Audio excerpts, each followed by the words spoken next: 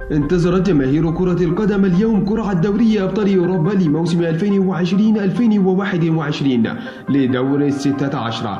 الجميع ترقب القرعة لما فيها من إثارة كبيرة، حيث تأهل معظم الفرق الكبرى لهذا الدور باستثناء مانشستر يونايتد وإنتر ميلان، واللذان يودع البطولة من دور المجموعات. المباراة الأكثر إثارة وانتظارا من الجماهير من الآن هي مباراة برشلونة أمام باريس سان جيرمان، والتي تعيد إلى الذاكرة الريمونتادا التاريخية، ولكن بطل هذه الريمونتادا سوف يكون مع الفريق الباريسي. نيمار وسواريز رحل عن الكتالان، بقى فقط ميسي. مباراة كبيرة تنتظر الفريقين.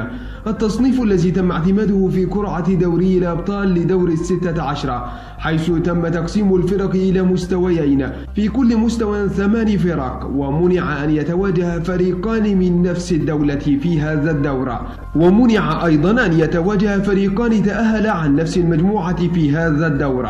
المستوى الأول ضم بالطبع بايرن ميونخ ومانشستر سيتي وريال مدريد وليفربول ويوفنتوس وباريس سان جيرمان وبروسيا دورتموند وتشيلسي. أما المستوى الثاني فكان الأشهر فيه هو برشلونة وأتلتيكو مدريد وإشبيليا وبورتو البرتغالي ولاتسيو وأتلانتا ولايزيغ وبروسيا مونشنغلادباخ.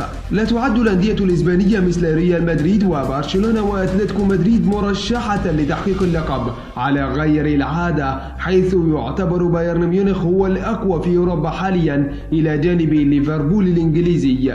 برشلونة يشارك في دور 16 من دوري أبطال أوروبا لعام 2020 من المستوى الثاني لأول مرة منذ عام 2006.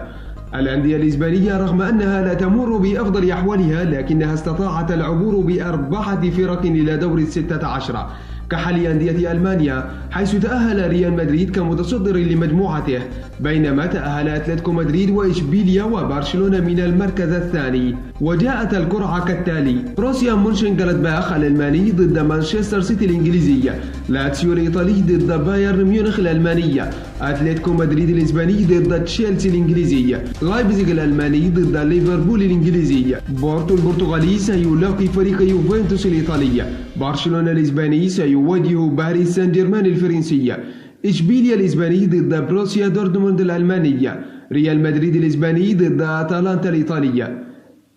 كانت هذه نتيجة قرعة دوري أبطال أوروبا لدور 16. في النهاية متابعينا الأعزاء، لا تنسوا الاشتراك في القناة والإعجاب بالفيديو.